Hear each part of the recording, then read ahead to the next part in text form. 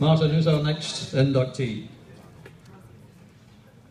Ladies and gentlemen, I'm pleased to announce that the next inductee is Ali MacLeod.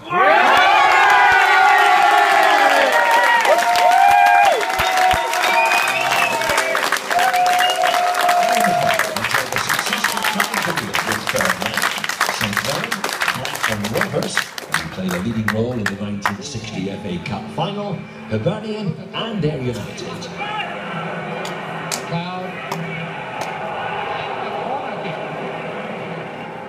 He moved into football management with Ayr United and capped a rewarding first spell at Somerset Park by twice winning promotion into the top flight and guiding the Honest Men to a Scottish Cup and League Cup semi-final.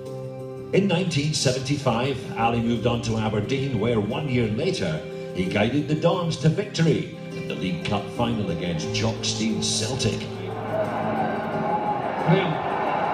Rob. It's in the net. Rob scores. Jamie Rob scores for Aberdeen. And he's going to go over Syrian with Inter. And wait for the roll.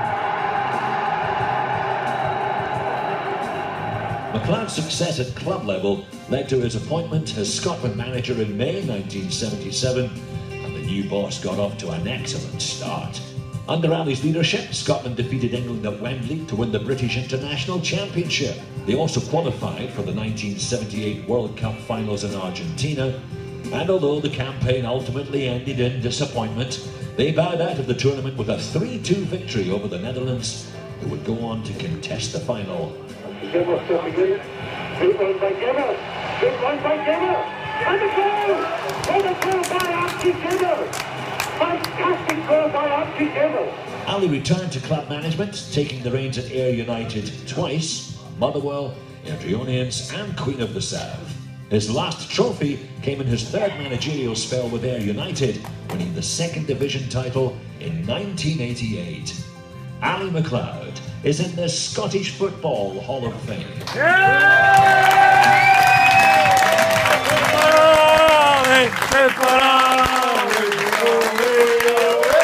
Ali, of course, sadly passed away back in 2004, but to receive the award on his behalf, would you please welcome his son, Andy MacLeod.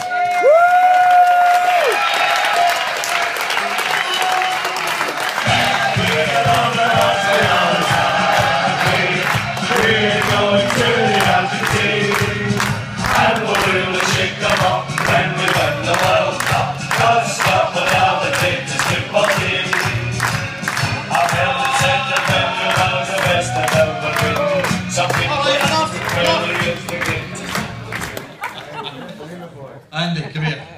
I think we saw just how much that means to the Ayrshire contingent. What would it have meant to your dad, and what does it mean to the family? Well, I'm sure he'd be incredibly honoured and humbled.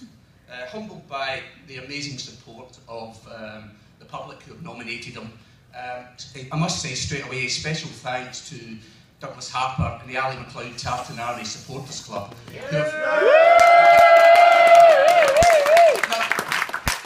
Ali would be extremely proud of you for the amount of money that you've raised in his name for charity. Up to recently, they've just raised between £30,000 and £40,000 for charity, so he'd be extremely proud of that.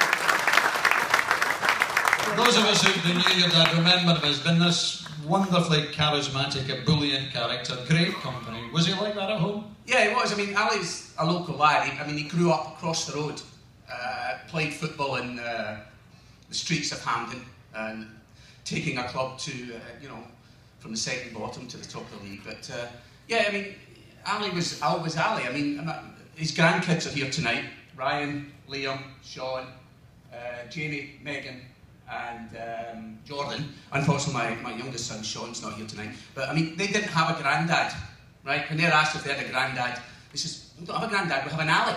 So he was Ali to everybody. So he was like this at home. He was an exuberant character. And I thought tonight, especially, I tried to think what he'd be like if he would be here. So if you excused me, I had a wee thought of, what he'd be like, and one of the things he probably would say is, Scottish football. One man's opinion, Scottish football might not be what it was like 30 or 40 years to say, but I'm sure he would be glad to say he thinks that Scottish journalism is taking a turn for the great leap forward in those 30 years. But, you know, I thought, what would he say? He's looking at the Scotland World Cup fixtures coming up. I mean, if you excuse me, this would be dad. I mean, because anybody that knew the real Ali MacLeod would know they would say things in tongue-in-cheek. So, I mean, I'm sure if he looked at the World Cup qualified and he was in charge, he'd basically say, right, Slovenia, 3 points. Lithuania, that's another 3 points. Slovakia, well, we beat them when they were Czechoslovakia, so we'll beat them now. Malta, we'll beat them, that's another 3 points. And then England, that's another 3. I thought, wait a minute, Dad, that's England, World Cup champions, qualified for the Euro champions. He says, aye, but we'll be sitting top of the group. You'll no fancy playing us. You're probably right, that's exactly what it was. Ali never sent a team, never ever sent a team out onto the park believing they would lose. Yes. That was his... He was a positive man. He did it for the fans and the players. The most important people to him in football were the fans and the players. And I think at the end of the day, that's possibly his legacy. He was a fans and a players man. Let me bring in Martin, because Martin, of course, you played under Ali. What was he like as a manager in the dressing room, Martin? Well, Ali was like the dog that was inducted earlier. He always looked on the bright side. He was always positive. And when I look back at my life, I wish I had been... You know, Ali was glass half full. I wasn't glass half empty, but I had a glass in the halfway line, you know. I wish I'd been more like Ali. He was... he just never contemplated defeat or... When you look back, in particular the 1978 campaign, which clearly has come to define him as an international manager, those are bad times. How was it in the dressing room? Well, my favourite story is when we played Wales at Anfield. To qualify, yeah. It was actually a home game for Wales. It should have been played in Wrexham, but the Welsh FA decided they could earn more money if they moved the game to Anfield. Remember, it was a home game for Wales. Unfortunately, when the game started at Anfield, the place was full of jocks. You couldn't see any Welsh supporters. And it was the most wonderful electric atmosphere I ever experienced in my life as a player. And I only came on for the last 12 minutes. I came on as a sub at right back for Sandy Jardine, who got injured. We were leading 1-0.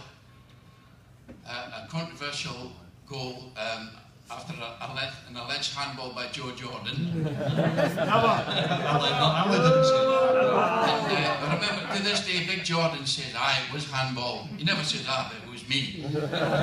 However, I came on as a sub in the right back position, and because I had such a good education from Eddie Joe at Aberdeen, there's a situation in midfield where Lou McCarry and Asa Hartford won the ball. And I saw this big piece of green grass in front of me in the right wing. I thought, I better get up there. And the ball was played out to me in the right wing. And I crossed it and made Kenny Dalglish a star, because he hit the ball in. It was 2-0 and we were going to the finals. And after the game, we were in the dressing room at Anfield. And in those days, it was much smaller because it was only designed for 12 players. You know, you didn't have 6 subs or 6 or 7 subs like you had in the World Cup. So I was sitting in that piece under the stand where the stand sloped down. So if you stood up, you'd bump your head.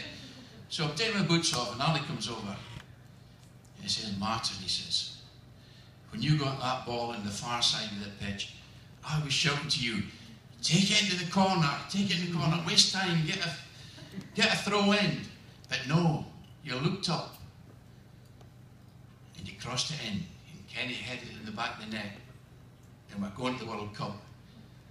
And I said, well, that'll teach you to leave out the team, you old bugger. The thing about Ali as well is, I mean, it's some wonderful lines. I mean, what do you expect in Argentina? Oh, we're coming back with a medal, hopefully a gold one. And then somebody said, what are you going to do after you win the World Cup? He said, retain it.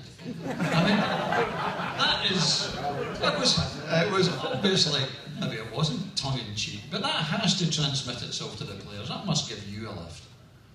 Well, there was never a dull moment, you know. I mean, we went to Altagracia, and I've got to tell you, that was the first year. In 1974, when we went to the World Cup in '74, there were only sports reporters there, people that were reporting on the football. When we went to Argentina in '78, there was news reporters looking for stories, as well as the, as the football. And that's when, for me, football journalism changed for the worse. Yeah. And but I remember I went down with I spoke a bit of mangled Spanish at the time, and I went down with the boss into town to some conference, and I remember we came back having enjoyed several glasses of red wine, but that was about 10 days before the first game, so of course, so yeah. You can't blame me for the Peru game. Let's leave the last word to Andy. Come on in. I remember as a man who brought joy to Scottish football. He made us all enjoy it. Yeah, he brought joy to the family. We were extremely proud of him, and this induction is a fitting tribute to his recognition for nearly 50 years of football. 60 years as a player, funny enough, 6 decades as a player. He is still the oldest player to score in a professional game in Scotland at the age of 61. And, so Queen's, wasn't it? Yes, Queen of the South. Gordon Smith still dines out in that story. My youngest son, who can't be here tonight because he's in America, said to me, "Dad, if you've got to say a few words, would you do it in Ali style?" So I thought the fitting thing would be to say to my dad at the end, "What next for Ali MacLeod?" And there's only one answer that Ali would give, and it's a tongue-in-cheek. Now for the FIFA World Cup, then the FIFA World Football Hall of Fame. Well, you're in the Scottish Football Hall of Fame. Congratulations, Andy MacLeod and Martin.